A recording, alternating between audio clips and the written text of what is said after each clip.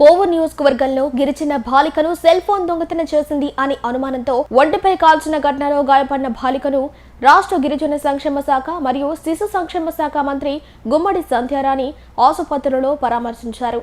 ఈ సందర్భంగా ఆమె మాట్లాడుతూ ఒక చిన్న బిడ్డను సెల్ ఫోన్ దొంగతనం చేసింది అనే అనుమానంతో ఒంటిపై కాల్చడం చాలా దారుణమని, స్థానిక కోవూరు ఎమ్మెల్యే వేమిరెడ్డి ప్రశాంత్ రెడ్డి చొరవతో పాపకు మెరుగైన వైద్యం అందిస్తున్నారని, ఈ ఘటనకు పాల్పడిన వారిపై నాన్ బెయిలబుల్ సెక్షన్లతో కేసులు నమోదు చేశామని, ఇలాంటి ఘటనలు పునరావృతం కాకుండా గట్టి చర్యలు తీసుకోవాలని పోలీసులను కోరారు. గిరిజన బిడ్డ వాళ్ళలోనే పాప ఫోన్ గురించి ఏదో తెలుగు వచ్చి చాలా దారుణంగా పాప ఒళ్ళంతా కాల్ చేశారు. చాలా బాధను పెంచింది. 10 ఏళ్ల పాప ఒళ్ళంతా గాయాలతో చాలా బాధను పెంచింది. ఆయన హాస్పిటల్లో చేర్పించడం, అలా ట్రీట్మెంట్స్ కూడా ఆల్రెడీ ఎమ్మెల్యే గారు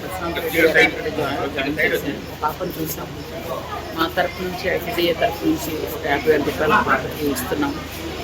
అలాగే ఆ పాపను తర్వాత ఫర్దర్గా చదివించడానికి ప్రిపరేషన్స్ స్కూల్లో పెడతాం.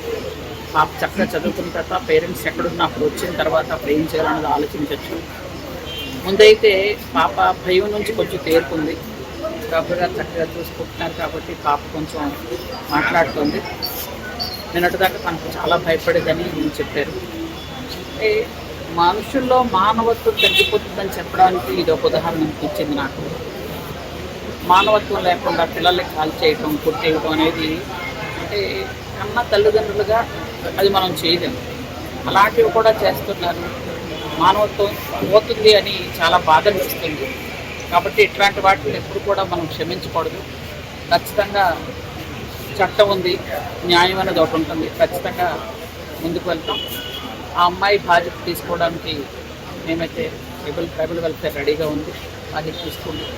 అమ్మాయిని ఎక్కడ చదివించాలన్నా మా స్కూల్లో చక్కగా చదివించి అమ్మాయిని ప్రయోజకురాలు చేయడానికి మా వంతు ప్రయత్నం చేస్తాం. ముఖ్యంగా ఇలా జరిగిందనగానే ముఖ్యమంత్రి నారా చంద్రబాబు నాయుడు గారు ఈరోజు నెల్లూరు వెళ్ళి అమ్మాయిని చూసి వస్తామని చెప్తే ఖచ్చితంగా అమ్మాయికి ఏ సహాయం కావాలన్నా మనం చేద్దామని ముఖ్యమంత్రి గారిని చెప్పడం జరిగింది. కాబట్టి మన విద్యాశాఖ మంత్రి గారు కూడా విద్యపరంగా అమ్మాయికి ఏం కావాలన్నా మనం చేద్దామని లోకేష్ బాబు గారు కూడా హామీ ఇవ్వడం జరిగింది. కాబట్టి మా తరఫున వచ్చి మేము చూసాం. అమ్మాయి ఖచ్చితంగా బాధ్యత తీసుకుంటాం. అమ్మాయికి రక్షణ కల్పిస్తాం.